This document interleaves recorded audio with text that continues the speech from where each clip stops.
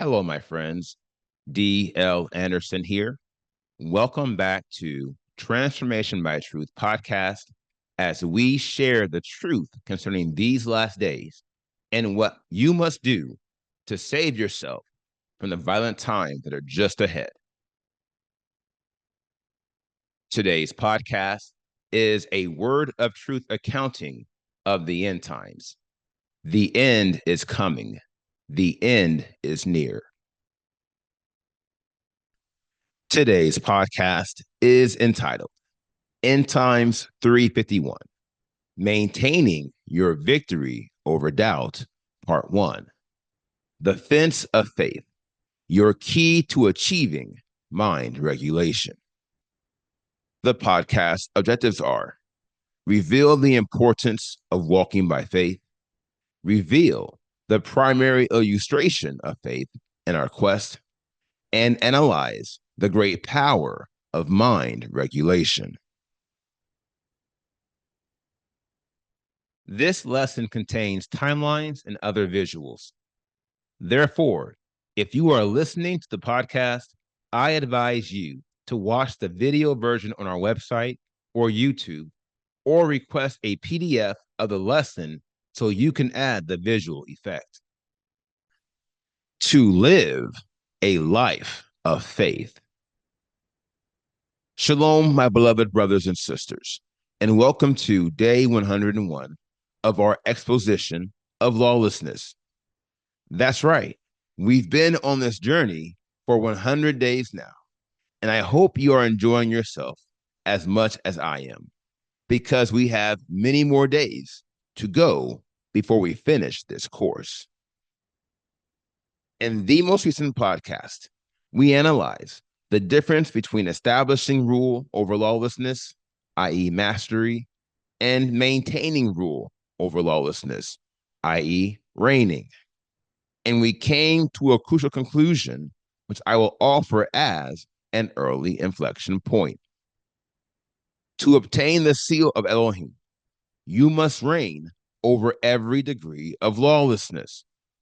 For if you fail to reign over all the degrees of lawlessness, you will eventually begin operating in the degrees of lawlessness you do not have dominion over. And thus, now that I have shown you how to establish rule over doubt by unlocking the powers of faith, I must now show you how to reign over doubt. To wit, I must show you how to live a life of faith. I must reveal to you what it means to walk by faith, for this is the only way to ensure you will never operate in the spirit of doubt. The fence of faith. Now, in beginning to understand how to live a life of faith, we should first consider the primary illustration of faith in our quest for holiness. Enter a fence, to wit, the fence of faith.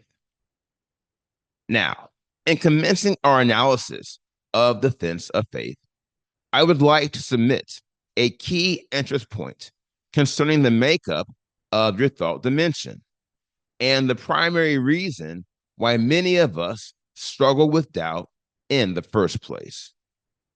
The thought dimension is symbolic of an open field. It is wide and spacious, and thus it is difficult to provide adequate coverage and protection around it. Now, the question then is, how do we protect our minds if our thought dimension has such a spacious and unguarded nature? The answer is sure, with a fence, but not just any fence, the fence of faith. This depiction lends itself to one of the primary objectives of faith. To wit, the fence of faith works to safeguard our mind, providing us with a powerful and prominent line of coverage against doubt and other perilous thoughts. My dear friends, hear me when I say This is huge. In awesome fashion, the fence of faith prevents perilous thoughts from entering our minds and negatively impacting our decision making process. This great work brings us front and center with one of the most critical objectives of holiness. Enter mind regulation. By definition, mind regulation is the process by which we routinely filter harmful thoughts out of our minds while reserving space for spiritual thoughts that will enhance our meditations and lighten our path. As for the fence of faith, its role in this process is to serve as the thought shield which prevents harmful thoughts from entering our minds. At the same time, the fence of faith has a unique capacity to filter out thoughts within our minds that contradict the Father's will. Like the cell membrane, which in awesome fashion serves as a gateway into the cell, the fence of faith determines what and how things pass into and out of our minds. This, my friends, is the foundation of the critical process of mind regulation. And as it is crucial to your ability to reign over doubt, it is a process you must master early and lean on often in your quest.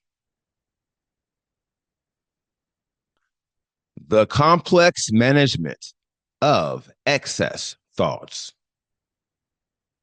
Now, the classic colloquial designation for mind regulation is keeping your mind right.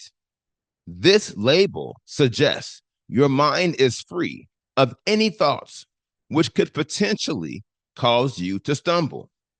A key matter which supports the following treasure box.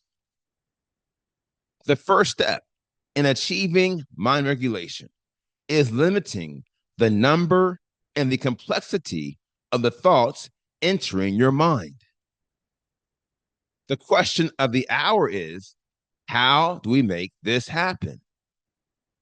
I.e., how do we eliminate every thought that has the potential to cause us to stumble when a good portion of our thought process is involuntary? The answer is sure and related to our attainment of peace. To wit, we must simplify our lives. In doing so, we will naturally decrease the sum of our thoughts and, in turn, the complexity of our thought process. Now, as you can see by the diagram to the left, peace is much higher in the pinnacle of holiness than faith. Vis-a-vis, faith is at the foundation of power, and peace is at the apex of spiritual balance. A key matter which brings us to our next treasure box. Our ability to unlock the powers of faith and reign over doubt will require us to operate in some capacity in all the other degrees of holiness. Notwithstanding, in line with the line upon line approach, we are unable to operate at a level of mastery in those degrees. Plainly speaking, we are at the level of faith. To wit, Yahuwah has led me to ensure that everyone in this audience has mastered faith and is spiritually established to persistently reign over doubt. To achieve this goal, we must all have some measure of the degrees beyond faith.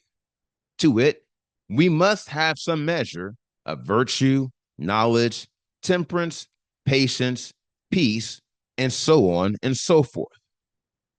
Notwithstanding, we cannot become masters of those degrees because we are yet on faith.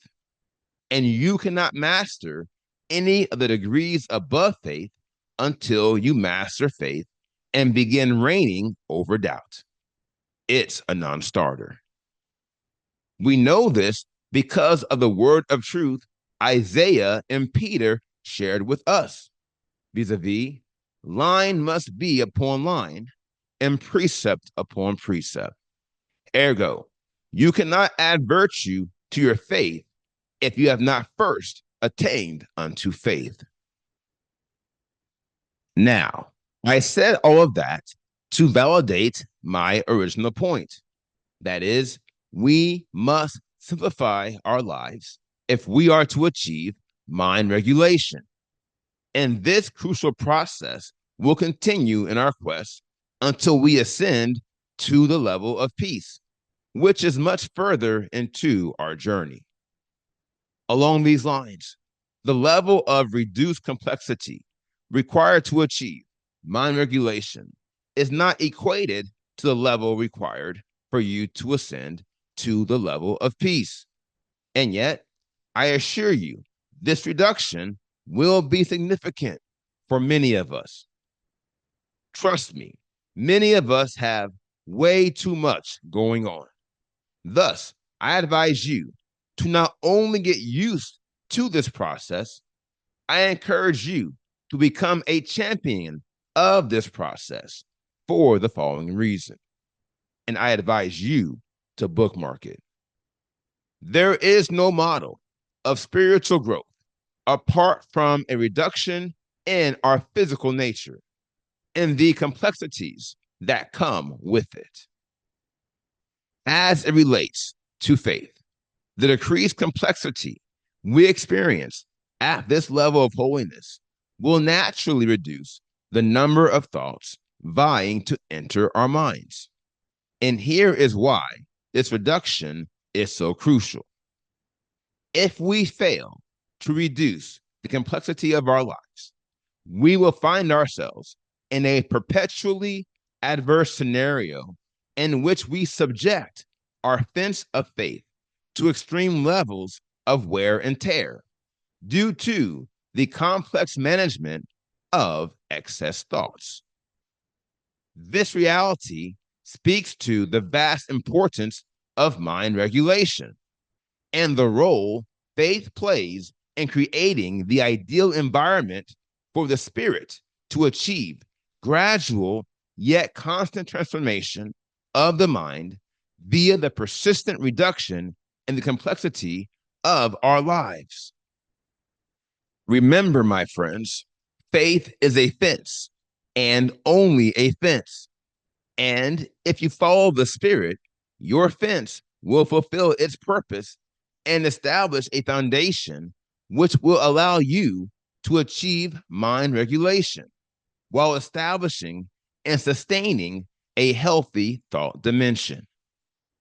As for the Spirit, he possesses 15 additional gifts with 15 additional purposes, which will make the process of mind regulation and all others immensely easier in time. Notwithstanding, this gradual alleviation will not transpire apart from a dedicated effort on our part. Brothers and sisters, we must be committed to decreasing the complexity of our lives to preserve our fence of faith and to protect it from unnecessary depreciation. For this is a natural byproduct of the complex management of excess thoughts. Now, here is the final word. We mastered faith, and behold, a fence, and we have not been doubting since. It should come as no mystery that the first step in reigning over doubt is rearing up your fence of faith, the primary gift of the Spirit required for us to achieve mind regulation. And if you can't see how important mind regulation is, allow me to tell you, all who have been called and yet will not be chosen have many things in common. And yet, the most fundamental common denominator is this: they will all fail to achieve mind regulation. Always remember this, for at the end of the day, our victory is not contingent to how hard we fall. Quite the contrary, for every path to victory is founded upon the complex management of excess thoughts. Now, here is today's assignment. Meditate on the word you have heard today. And as always, ask the Father to reveal the truth to you. For the children of Elohim live by conviction. And if he has not convicted you, or if you had not heard him concerning these matters, you should pray until you do.